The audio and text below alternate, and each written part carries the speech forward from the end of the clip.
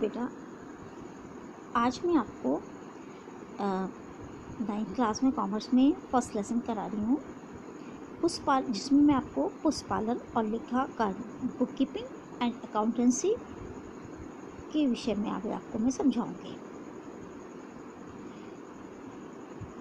सन 1494 में इटली देश के एक गणितज्ञ थे ल्यूकस पैसियोली, जिनको पुस्तपालन का जनक कहा जाता है। पुस्तपालन दो शब्दों से मिलकर बना है। पुस्तक को बोलते हैं पुस्तक और पालन को बोलते हैं रखना। इंग्लिश में कहा जाता है बुक कीपिंग। बुक का अर्थ है पुस्तक और कीपिंग का अर्थ होता है रखना। अतः इसका मतलब हुआ कि किताबों को रखना नहीं, व्यापार, बल्कि पुस्तपालन का अर्थ है जो व्यापार में लेन देन होते हैं उनको या उनसे संबंधित पुस्तकों को नियम और सिद्धांत के अनुसार लिखना और रखना बुक कीपिंग कहलाता है। ठीक है बेटा। तो यानी जो लेन देन होते हैं हमारे, क्रय विक्रय होता है, उसको कैसे लिखा जाए, कैसे रखा जाए, ये सब चीज़ें हमारी पुस्तपालन में आती हैं। यानी जो हमारे लेखे संबंधी पुस्तकें हैं वो कैसे बनेंगी, उनको कैसे रखा जाए, है ना, ताकि आवश्यकता पड़ने पर आसानी से देखा जा सके। तो वो जो कहलाता है वो हमारा बुक कीपिंग कहलाता है। अब बुक कीपिंग में इसकी विशेषताएं देख लीजिए। बुक कीपिंग में केवल उन्हीं व्यवहारों का अध्ययन किया जाता है जो पैसे से संबंधित होती हैं, जिनका लेन देन होता है, धन में लेन देन होता है, पैसे से संबंधित होती है, उन्हीं क्रियाओं को लिखा जाता है। ठीक है। इसमें निश्चित नियम और सिद्धांत होते हैं, यानी जो भी कार्य किया जाता है एक निश्चित नियम के अनुसार किया जाता है और सिद्धांतों के अनुसार किया जाता है। यानी जब हम लेखे लिखते हैं तो उसके एक निश्चित नियम होते हैं जो मैं आपको आगे पढ़ाऊँगी। ठीक है। और इसमें उन्हीं व्यवहारों का लेखा किया जाता है जो व्यवहारों का लेखा व्यवस्थित प्रारूप में और क्रम में किया जाता है।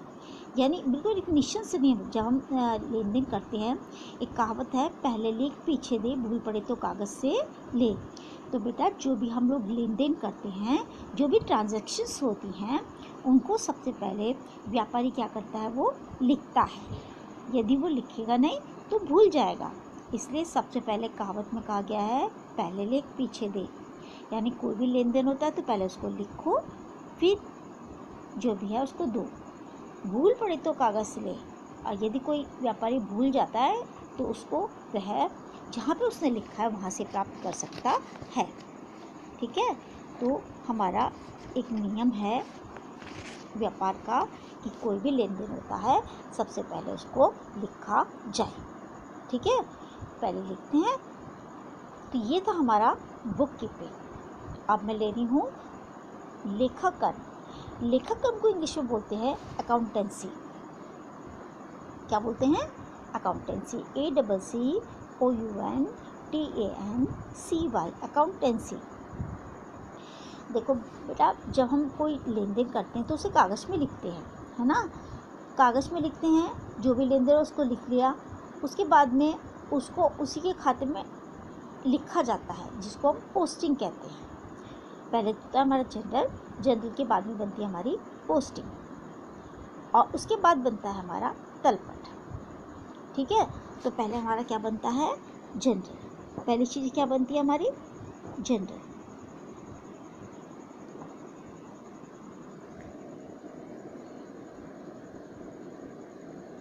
दूसरा बनता है हमारा लेजर।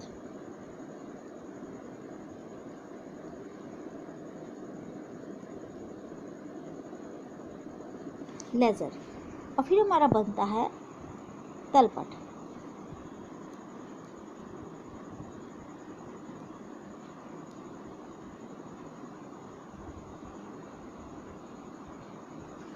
हमारी तीन चीज़ें बनती हैं, जनरल, लेजर, ट्रायल। तो ये जो तीनों चीज़ें जाती हैं, ये जाती हैं हमारी पुस्तपालन में। और इसके बाद का जो काम होता है जांच करने का, वो हमारा जाता है लेखाकार में। ठीक है। तो लेखाकर्म किसे कहते हैं? लेखाकर्म वह विज्ञान कला है जिसके द्वारा किसी व्यापारिक संस्था के, यानी व्यापार करने वाली जो भी चीज़ें हैं, संस्थाएं हैं, उनके व्यवहारों का लेखा इस प्रकार शुद्ध और स्पष्ट रूप से बहियों में इस प्रकार किया जाता है कि उनके संबंध में सभी सूचनाएं स्पष्ट रूप से प्राप्त होती हैं और उसका क्या प्रभाव पड़ेगा, और साल के आखिर में लाभ हानि खाता और आर्थिक चिट्ठा बनाया जाता है। इस प्रकार ये हमारा लेखाकार कहलाता है।